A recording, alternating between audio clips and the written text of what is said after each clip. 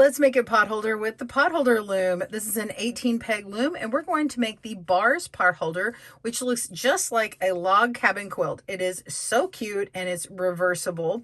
I'm going to make it in these fun patriotic colors today, as I will with all three of our summer potholders. So stay tuned for those and click down in the comments for all the different potholders we've made in our series. We come out with one once a month.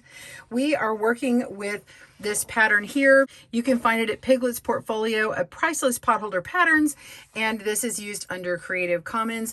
We always have a written version of this, so if you need that link is down below, and we have right and left-handed tutorials for your use.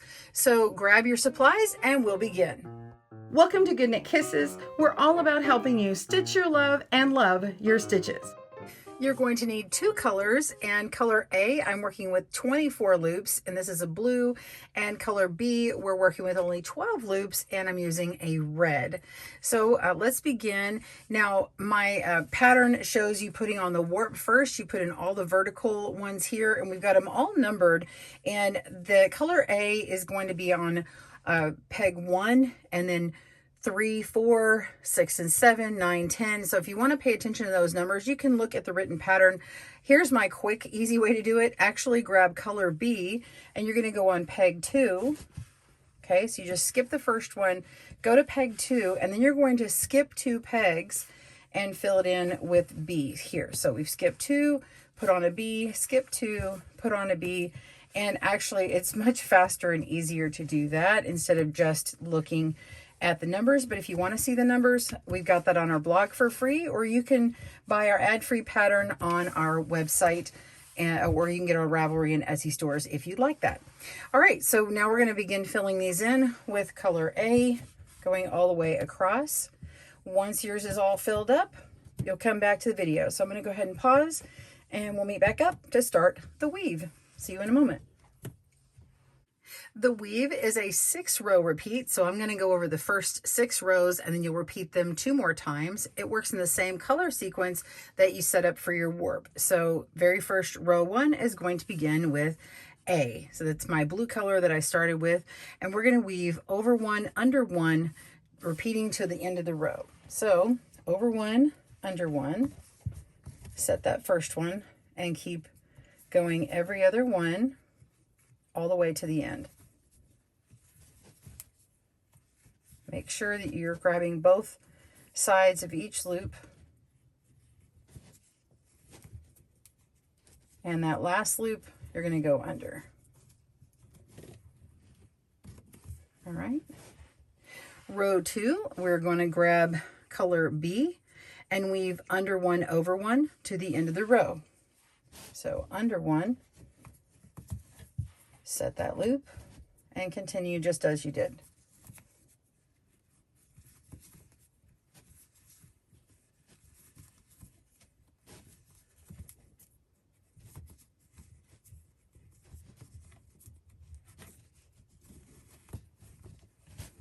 Make sure not to twist your loops and push it all the way up.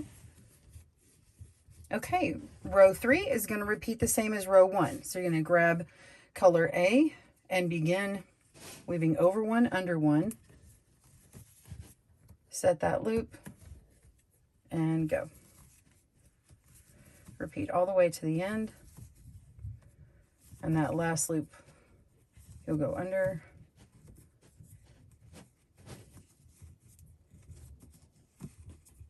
There we go. Row 4, we're going to grab A again. And with A, we're going to weave under 1, over 1 to the rest of the row. So under 1, over 1, repeating.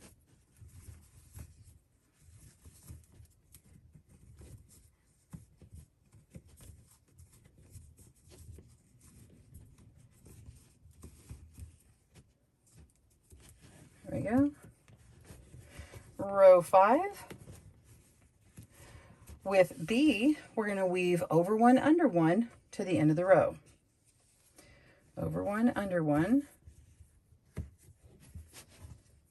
and keep going. You can see this is a very simple loop design. Everything is all about the color sequence that you line up for the weave, or first the warp and then the weave. And then it's back to our primary color A, and we're going to go under 1 over 1 and repeat across the row. So that's pretty simple. So now you're just going to repeat those 6 rows 2 more times. If you're familiar with all my patterns at this point, or basically they're the same as the Piglet Potholders patterns, I'm just showing you physically how to do it, and then we've written it out using words instead of a chart. You can figure the rest of this out. And if you've seen me use it before, when I get to the last couple of rows, I will use a hook to pick up the last few and lift them off individually. I'm not going to show it in this video. I want to make it a shorter video this time, and I'll pause and I'll bind off with you together just in case you need that reminder. So use your crochet hook, or you can use your weaving tool of choice if you need to at the end. But you can see how these little bars are popping through. It's really cool. All right, so go ahead and continue your repeats. I'll show you at the end of the video what this looks like, and we'll bind off together. See you in a moment. We'll check out our Bars Potholder. It's not quite finished, but it's really fun to look at it on the loom like this. It's all stretched out still.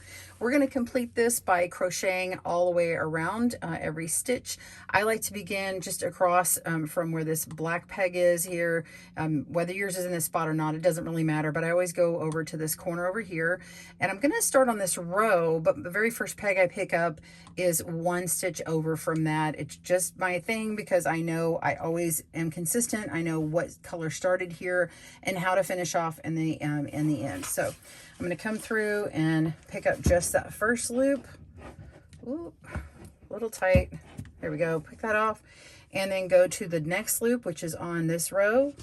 Pick that up and pull through. All right, now we've crocheted off 1. Go to the next one, pick that up and pull through. Next one, pick it up and pull through. Same thing all the way around your loom. And when we get to the last couple of stitches, pause, and I'll meet you back up at that point. We'll see you in a moment. We're back, and I've got a few stitches left to pull through. Go into this last one, pull it off the loom and pull through. And remember, I had a blue stitch or blue loop from the very beginning, so I'm going to go to that first blue stitch and pull through, leaving me with 1 blue loop. I can just move I can just move my loom away.